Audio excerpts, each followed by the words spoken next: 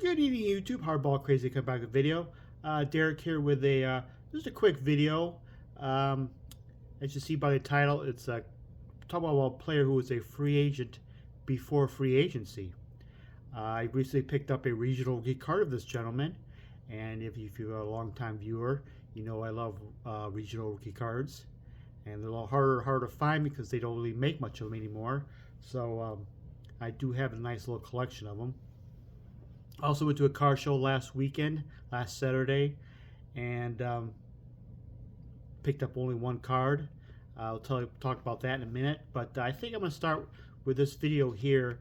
I'm going to talk about showcase a card in my collection who basically is a complete common. Player maybe just had a brief stint in the majors, maybe a long career in the majors, but they all basically are cards that found in the common bins. And I want to showcase some of those guys too. We all love the Hall of Famers and the guys who could be Hall of Famers, Hall of Very Goods, and the great young stars today, but we kind of forget about the players of the past. And these players I'm going to talk about have little minor footnotes in Major League Baseball history, and maybe answers to trivia questions, or maybe they had one great day, one great year. Maybe they were a prospect that was a young star that got hurt, something happened to him. But I'm going to showcase a common player, a common card in my collection.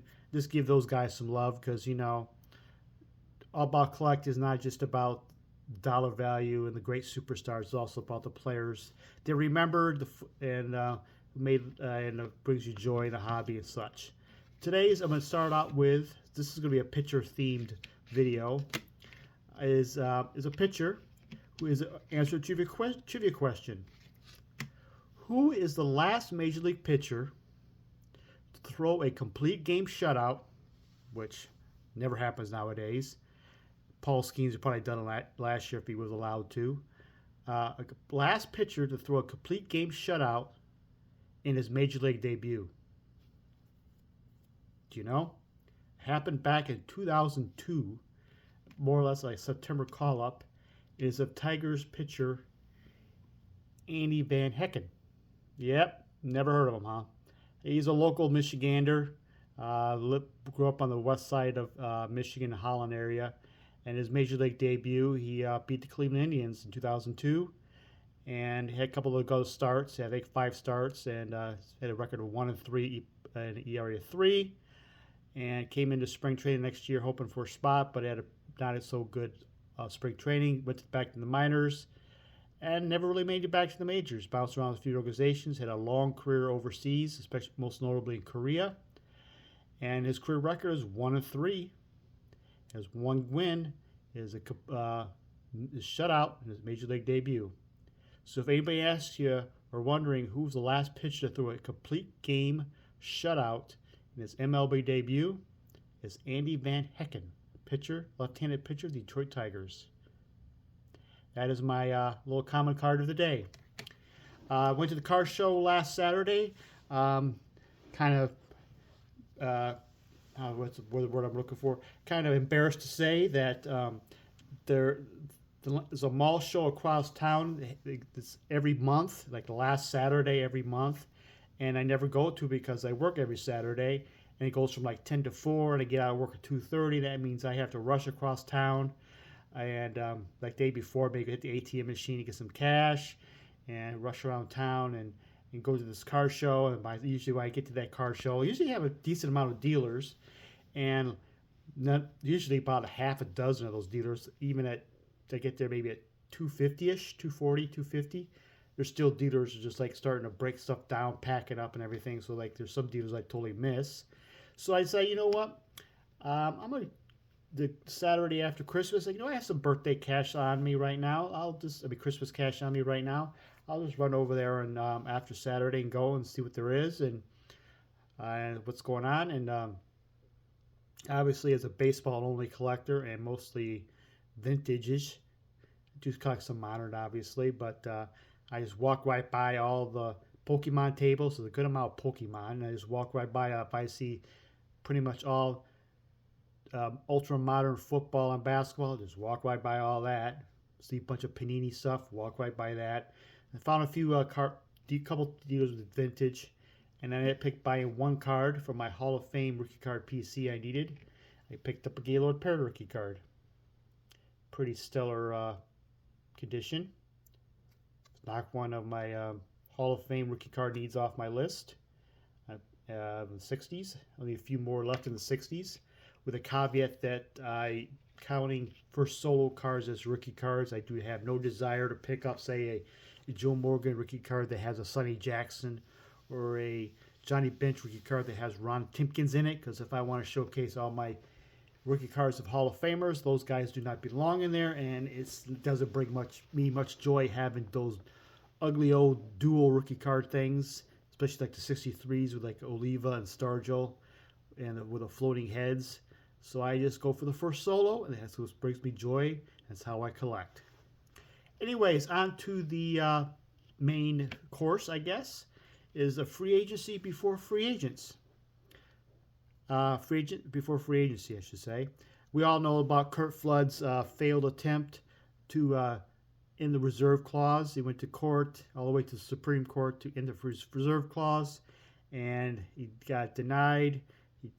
He refused. He was traded to the Philadelphia Phillies, which he did not want to go to, and none of his contemporary players went to court on behalf, because they were all worried about getting blackballed. They're worried about their own careers.